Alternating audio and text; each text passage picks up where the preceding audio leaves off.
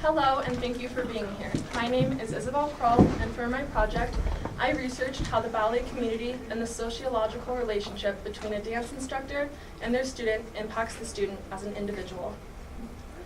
I first stepped onto stage when I was 3 years old. Right before we scuttled onto stage in our pink tutus and red lipstick, my teacher gathered us around backstage. She told us that when we got onto stage to look above the audience at the white lights above and imagine that they were angels watching us dance. I think her goal was really to prevent toddler ballerinas from searching for their moms and dads in the rows of seats and waving to them, but it didn't matter to me. I remember stepping out under the white lights, and as I began to point my toes, I did imagine there to be angels watching me. During my first 2-minute performance, I had felt the most graceful, beautiful, and at home than I ever had in my life. This happened 14 years ago, and I am still imagining angels as I dance, and I still feel the most peaceful and graceful as I did the first time. And now, as I round the corner of leaving dance as I know it, I have been struck with questions surrounding who I would be without dance and how it has impacted me as an individual. Everyone has that one sport, talent, skill, or activity that is their outlet of creativity and inspiration in their life. Ballet is mine, and I felt as if I owed it to myself to discover its implications it has on me, as well as other developing dancers. Throughout my journey of research, I was thrust into a world surrounding the hierarchy and social constructs of ballet through sociological context of philosophers such as Pierre Bourdieu and ballet masters and pedagogues such as George Balanchine and Enrico Giacchetti. But this wasn't enough for me. As a dancer myself, I wanted to personally connect to my research and take something meaningful away. Because of this, my research was crafted into 3 components surrounding previous and original research. 1, a dancer's physicality, 2, instructor-student relationships, and 3, how dancers interact with each other. I first focused on how ballet impacts a dancer's attitude towards their physicality. Even as a dancer myself, I was expecting to find research that would simply state, ballet leaves dancers more susceptible to eating disorders and substance abuse in order to obtain the ballet physique. I was expecting this because of someone named George Balanchine, a ballet master and pedagogue from the 1930s who cemented the ideal for a dancer's body, which included excessive thinness, visible bones, and long limbs. Since his reign, a dancer's body has played a defining role in the professional opportunities. Even so, I found research that surprised me. Ballet provides dancers with a better outlook on their physicality than non-dancers, and dancers are actually predispositioned to take better care of their bodies. Now you may be thinking, the stereotype of ballerinas having eating disorders has to come from somewhere, and you're right, they do. In ballet, a dancer's body is referred to as a physical capital, which means that it is viewed as an instrument and a means for their art form. So yes, if a professional company owner was looking for a dancer who was thin and long and tall, they're going to hire a dancer who fits that body type. In ballet, a dancer's body can literally seal their fate when it comes to their career opportunities, which can leave dancers desperate to form to the ballet body type. But try to think of it this way. If you are an avid outdoorsman and you buy a brand new pair of skis or a mountain bike, how are you going to treat it? If you are an aspiring musician and you buy a guitar or a piano, how are you going to care for it? With the utmost love and responsibility. Well, a dancer's body is their instrument and it is their means for their art form. When they step into that studio, their body is all that they have, and taking care of it is a matter of nutrition and exercise in order to meet the requirements of strength of ballet. Researchers state that it's not a matter of malnourishment to become a dancer. Instead, it's a matter of making smart choices for a lifestyle that demands the body to be at its purest, strongest form. Granted, within my original research, I did not have the chance to interview dancers who were in professional companies such as the American Ballet Theater, so I don't have the liberty to talk about the body expectations that take place within such a high professional setting. The goal of my research was to instead discover the implications ballet has on young developing dancers within the age range of adolescents, teenagers, and young adults. And due to the statement that ballerinas have a positive body image, I was excited to begin interviewing dancers within this age range. I asked them, how does ballet impact your physicality? I would like to share a quote with you that I found very powerful from Cameron DeLacy, a 16-year-old dancer who has been ballet dancing in Durango since she was 5.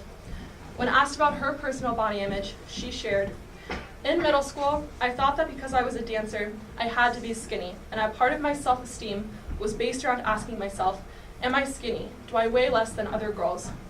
And it did bring me down for a while, but eventually I realized that dance is not about what you look like, especially how much you weigh.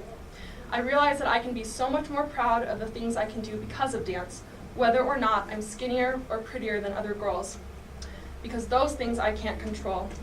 What I can control is what I do with the body I have, the talents I've learned, and by dancing, I've given myself an ability to express myself in a way that most people can't. I can do incredible movements, and that's something to be more proud of than what I look like or how much I weigh. I interviewed 5 dance students, and 4 out of 5 of them shared this similar journey. They became very aware and concerned of their bodies, beginning in the earlier years of elementary school or the earlier years of middle school, and over time they developed a stronger body image. Through my interviews, however, I did find a dancer who had practiced in a studio that promoted strict body expectations, and as a result had a harder journey with her physicality as a dancer. I would like to share her quote. "Physically and emotionally, a dance teacher has the most impact on me, even more than my mom. I know that being in dance made me aware of my physical body, because growing up, one of my teachers would always say to me, 'You have a big butt,' and I'd be in 3rd or 4th grade thinking that I'd have to have a smaller butt, which is so weird to think about now. I became aware of my body a lot earlier than other girls did, because with most girls it happens during puberty, but at a young age, it was instilled within me that I wasn't good enough and that my body wasn't good enough. I think your dance instructor and the culture of the studio has so much to do with how you see your physicality. One teacher could say, 'Every body is beautiful and you have to be strong.' If that mindset is instilled at a young age, a little girl will be able to say to themselves, 'I'm strong and taking care of myself is the most important thing.' If I had danced in a studio with a different dance culture, I truly believe that I would have perceived my body a lot differently. At this point in my research, I was beginning to see the pattern of pedagogical influence over the development of students' physicality, with the concept of pedagogical influence meaning the instructor's impact on their students. This pattern was visible through how Cameron had developed in a studio that promoted strength over the balancing body type, and Kelsey had developed in a studio that promoted strict body expectations, and you could see the correlation of how differently their physicalities developed as they got older. To further my prediction that pedagogical influence is a key influence in a dancer's development, I interviewed Cameron DeLacy's dance instructor to discover if there was a correlation between Cameron's development and her instructor's intention for her students. Frances states, "Physically, I am very proud of how I influence my students because they learn a physical confidence from getting good at ballet that has nothing to do with sexuality or being pretty according to the media. They receive a confidence in their own physical being and learn how to become self-assured with who they are physically." At this point in my research, I had mapped the correlations between a dance instructor and their students' developed body image. But I wanted to see if that pedagogical influence transfers over to the behavioral and cultural tendencies of dancers as well. I found an example of ballet etiquette through Josephine Urquhart, a dancer who, like me, wanted to discover the social constructs of ballet. To do so, she participated in a field study where she would travel around to different studios in her state and study the dynamics in each class. She shares an incident. "During the class, several girls had been milling at the back, giggling harmlessly. Suddenly, the teacher shrieked viciously, telling them to leave. My fellow classmates reported similar occurrences, and we concluded that after such experiences, no older dancer would dare to be disrespectful to their teacher." Now, I really connected to this incident. I have been in classes where dancers are yelled at to shut the hell up if they're talking without permission, or they're actually asked to leave the class if they look visibly frustrated after messing up a combination, because it's a sign of disrespect to their teacher. Experiences such as these convey the strict etiquette that is required of ballet students and how the students learn to embody and inhabit behavioral and social expectations. The etiquette in dance is so strictly laid out that researchers claim a dancer could travel across the world to a different studio and take a class and still know what is expected of them. 1, you give your utmost respect to the teacher. 2, you maintain a polite etiquette throughout the class. And 3, you demonstrate visible hard work in every combination.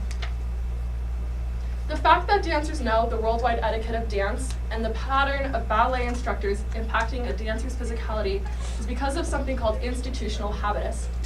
Pierre Bourdieu, a sociologist and philosopher, defines habitus to can be the habits, skills, and dispositions that a dancer develops throughout their life experience.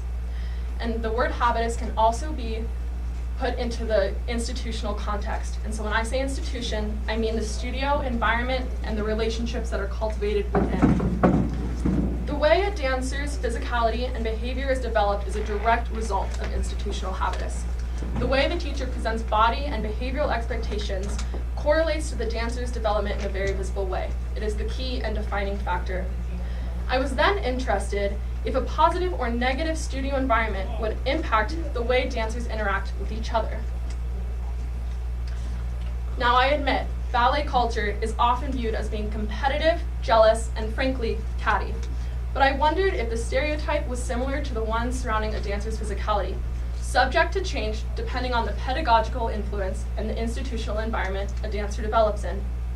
And since institutional habitus parallels pedagogy, which is the art of teaching, I predicted that a dancer's socialization is related to and dependent on their instructor and studio environment in every aspect of ballet culture, including how dancers interact with their colleagues. As I began to research the interactions and dynamics of studio behavior, I came across a quote that supported how pedagogical relationships and the institutional environment determines whether a studio is supportive or competitive. I interviewed Melinda Laval, a company dance instructor who shares an experience of support and companionship within her studio. She quotes, "When I was teaching in San Francisco, I had a student who was very clearly having a hard time and falling to the wayside in everyone's class. So we had a day dedicated to her.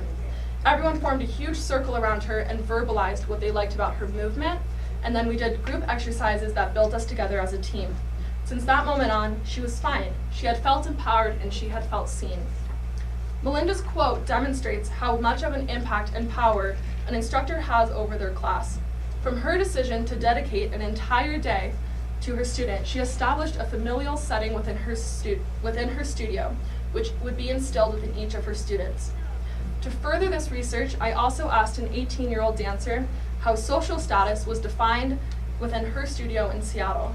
She shares, "In my studio, a lot of favoritism doesn't happen, but when it does, it's the dancers who are talented and working hard who are called to the front of the class to demonstrate. In dance, you have to earn your time.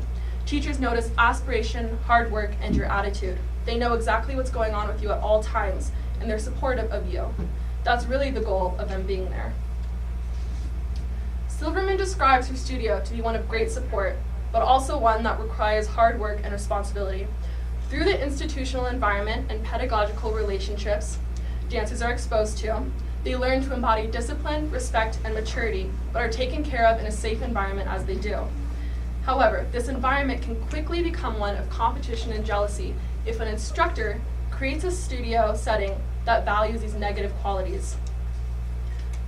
I also wanted to figure out if instructors knew how much of an impact they had on their students. So I asked Melinda Laval how she would describe her impact as an instructor. "For me, a teacher feels like a guide. They are somebody that is a mentor able to guide a dancer in a way that supports the dancer and the dancer only." This quote stands for every aspect of ballet. A mentor for physical confidence, a mentor for cultural and social behavior, and a mentor for the dancer's relationships. So, to answer my question, the ballet instructor and the studio environment is the greatest influence over a dancer's development surrounding body image and their embodiment of cultural tendencies. Honestly, as you walk away, I think it's up to your discretion of what you want to take away from my research. For me, I left with the message that dance has helped me develop as a physical and emotional being through my pedagogical relationships and the studio environment I have developed in, but that's because I am one. Even if you have never thought about dance a day in your life, I still think there's a message to take away. As you leave here today, I encourage you to ask yourself how your outlet impacts you. Who would you be without it? What is the history of its development? How does it impact your friends and family and your life outside of the field? If you research and dive into what you care about the most, I promise you, your perspective and appreciation will change. Thank you. All right, we're going to open it to questions from the panel and from the audience. If you guys would like to ask any questions. Giant audience. Yes. Question. Panel. I have a question. Yes. So obviously your sample size was fairly limited with this, right? And most of them were from Durango. Do you think that you would find different results if you were interviewing in schools that were sort of more urban and competitive and geared towards preparing dancers to be professional, or would you expect to find the same kind of results? I would expect to find the same results regarding that the dance instructor in the studio setting is the biggest influence over a dancer. And a lot of the dancers that I interviewed, they're located in Durango now, but they practice in studios in Massachusetts, Minnesota, San Francisco, and so the locations and their journey as a dancer is very vast. And so I don't think that I would necessarily find different answers, but I might find more variety in like which studios are competitive and the and how often the competitive studios like pop up more than I found. Like I found more supportive than competitive. So does that answer your question? Yeah. Okay. Celia? Okay, so you said that the relationship between the teachers and the studio setting is the most impactful, but when you get to a professional level, there is an expectation that you look a certain way, and there's a history of the ballet community giving people roles specifically because their body type is different than others. Right. So is your research just centered on developing skills or in the professional community? Okay, so like I said before, I didn't have the chance to interview dancers who were in professional companies such as like the American Ballet Theater, but in dance, a professional company is like referred to as when you are presenting in front of people, and so once you make it to that point, you are a professional dancer.